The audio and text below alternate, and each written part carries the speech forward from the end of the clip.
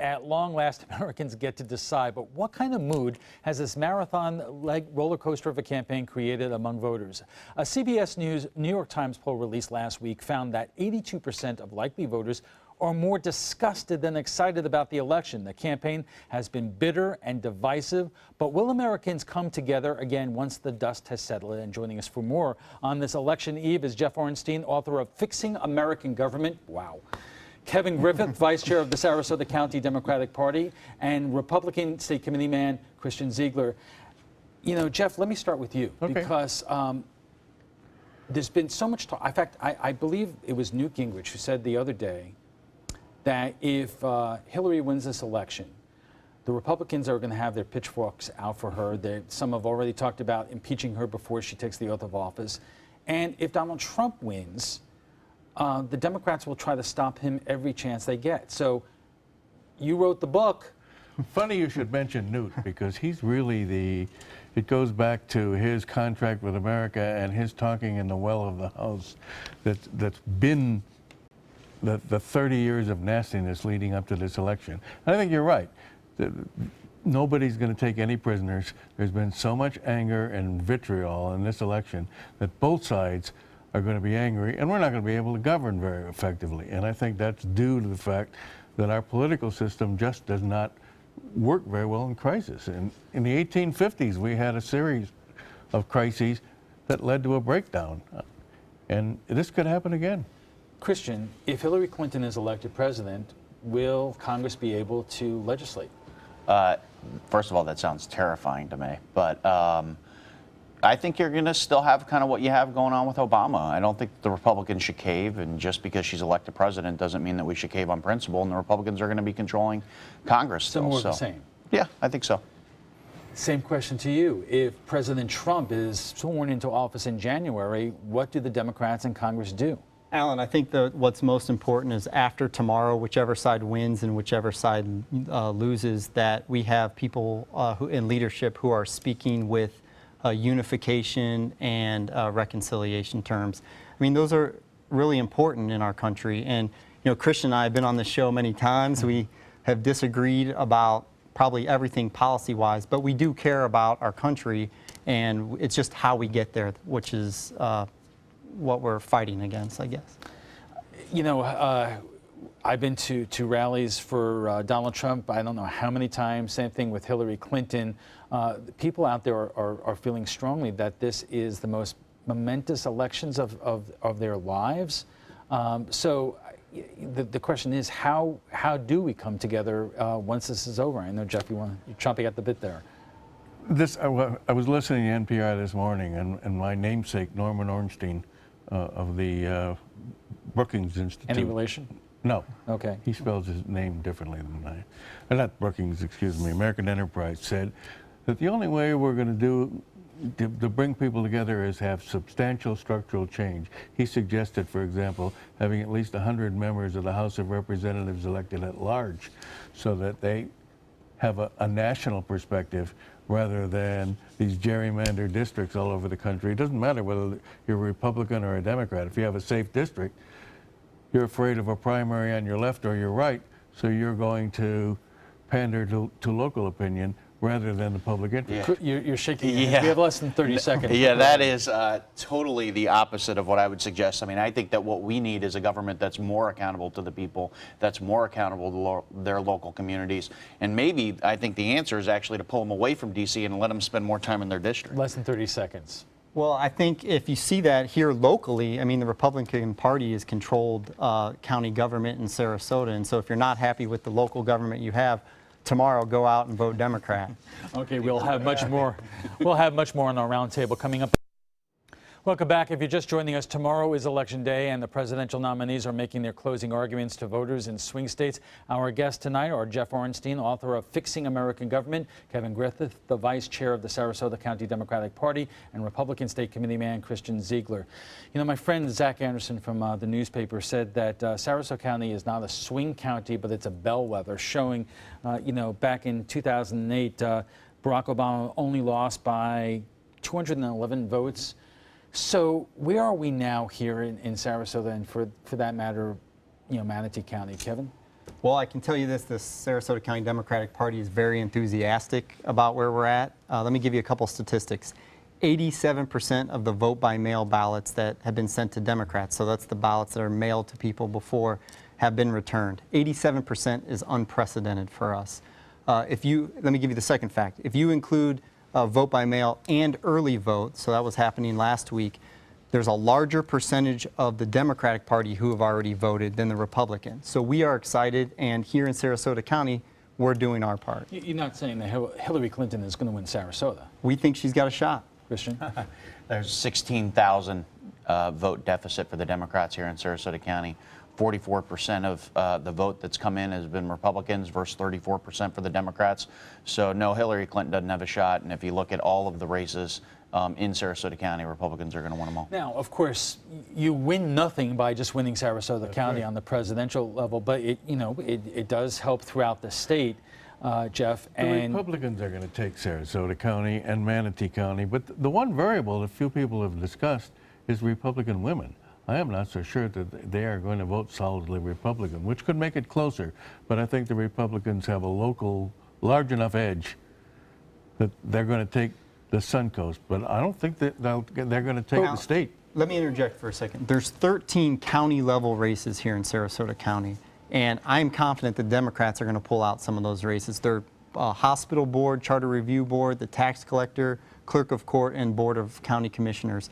And I'm telling you, the Democrats have been working hard. We're knocking on doors, and we are hearing from Republicans and nonpartisans across the board. Of the top county-wide races or the regional races, whether you're talking about the race between Greg Stubbe and Frank Alcock, and the State House race between Ed James and Vanessa Miller, or the county commission race with Fred Atkins, Alex Miller, I'm sorry, Fred Atkins and Mike Moran, are you predicting any upsets in any of them? Absolutely, and I think all three of them. And I think if you look at Fred Atkins' race, Fred Atkins has grown up here, was raised here, went to high school here, served our community very well.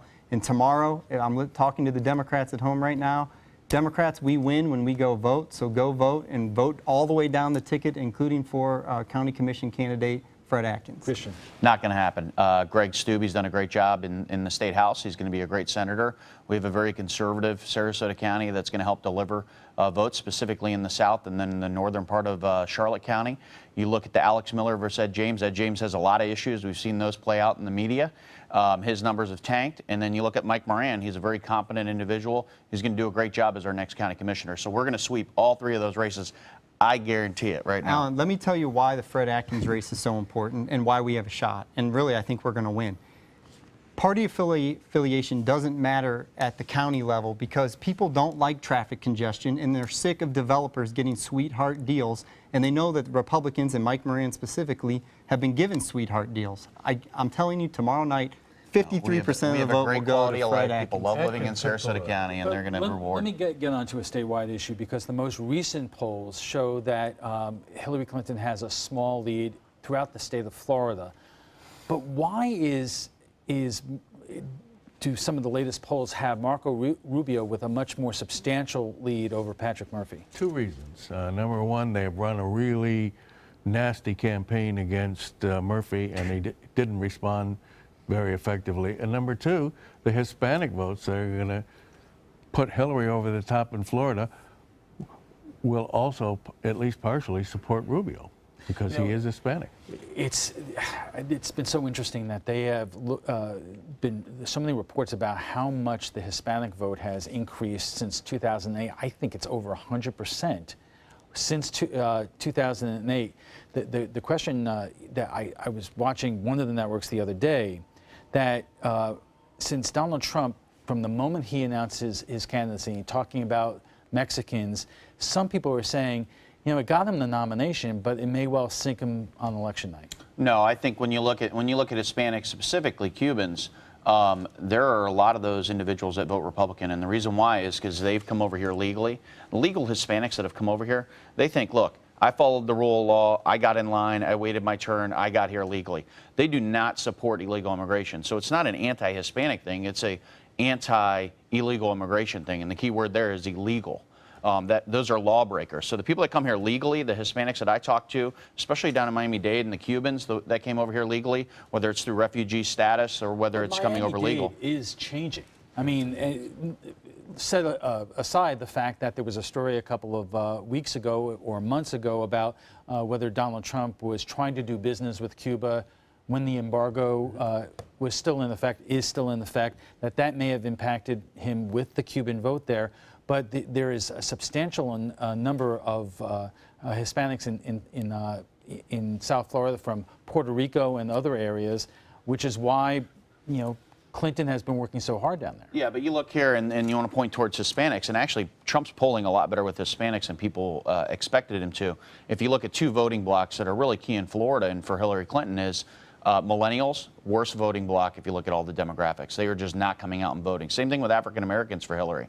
So she's totally underperforming compared to Barack Obama last cycle. And then if you look at the vote 65 and up, which definitely trends towards Donald Trump, that's skyrocketing. That actually is the best performing demographic. So no one's talking about those demographics, but those are key. Let me give you a vignette. On Saturday, there was an event, the Hispanic Festival here in Sarasota County. Democrats had a presence nearby, and it couldn't have been a better response. So we feel very confident here in Sarasota County about the Hispanic community and their support for the Democrat candidates. But just this morning, I mean, we had probably over 8,000 people show up at least for Donald Trump here in Sarasota. That's a pretty great event. Says that Hispanics in the state of Florida are going Democrats, including a lot of the millennial Cubans in Miami-Dade. Let me come back to Donald Trump's visit to Sarasota today. Some people were saying to me, why is he here? I understand the emotional reason. Joe Gruder's really put Donald Trump on the map in terms of giving him a place during the 2012 Republican National Convention. But it is safe to say that Donald Trump is going to do very well here in Sarasota. So why come here today? Look, Donald Trump's been, if you look at his schedule, that guy's hustling. Versus Hillary Clinton, she's doing a couple stops. I mean, he just today alone, he went to Florida, North Carolina, Pennsylvania, New Hampshire, and Michigan, just today. So if you look at just the past couple weeks where he's been in Florida, he's been across the entire state. So coming into Sarasota is smart because you're able to pull that Tampa TV market, and you can pull the Fort Myers and sometimes the Naples market up to Sarasota. So I think it was great. I think it was a great move. Sarasota County is obviously an important county. It was awesome having him here. You know, we talk so much about the I-4 corridor and who wins it, wins the presidency. Do you two gentlemen have any indication or thoughts in terms of how it's going now? Yeah, I think it's pretty close, but I think Clinton is going to pull it out in the I-4 corridor. I think she's solidly ahead in Orlando. I think she's got a really good shot in Hillsborough, and I think there'll be enough inroads in Sarasota and Manatee to carry her over through the state. We're recording this, so we're going to play it back and wrap it around you next time you're out here. Predictions, Christian. Predictions for Florida or Sarasota? For Florida. I think Trump, narrow victory. Kevin. Clinton handily in Sarasota County. Of those 13 races, the Democrats at the county level, the Democrats win 8 of them. Oh. Jeff. Clinton and Rubio both narrow victories. Okay. What about in terms of you know, they've been talking about there will be some congressional districts that flip in Florida this year. Charlie Crist is the closest district that's really in play up in Pinellas County.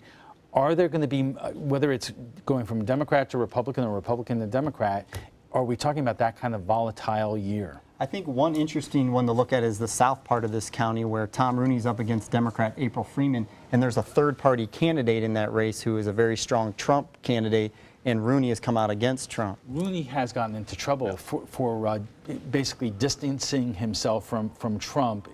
Do you think that's going to have any impact? No, because you look at Marco Rubio, too. I mean, you know, Marco Rubio is probably one of the top guys that's gone after Trump, and he's going to win handedly across the state of Florida. I think same thing with Tom Rooney. Tom Rooney's done a great job for his district. He is one of the most competent members of Congress. He serves on the Intelligence Committee, which is a very important seat for this state, and I think he's going to win, you know, no problem for him. All right, we'll have to leave it there. We're going to take a quick break, and when we return, we'll come back with final thoughts with our guests. Welcome back. In less than 24 hours, results will begin to come in with only hours to go before our election. Our guests join us for final thoughts. And Kevin, I'll start with you. Obviously, the FBI reversed itself yesterday in terms of whether or not they were going to continue to look at Hillary Clinton in regards to the email server. Is that too late? Is there any impact, or is the damage done? I think all of that is really just background noise, and those who are voting tomorrow, and I encourage everyone to go vote again, I think they already had their minds made up. Before that, she had a 6-point national lead that went down to 3. I think that was a natural tightening, because partisanship, it always is the case right before the election. The race narrows. Usually third and fourth party candidates who might be polling higher earlier on start to whittle away.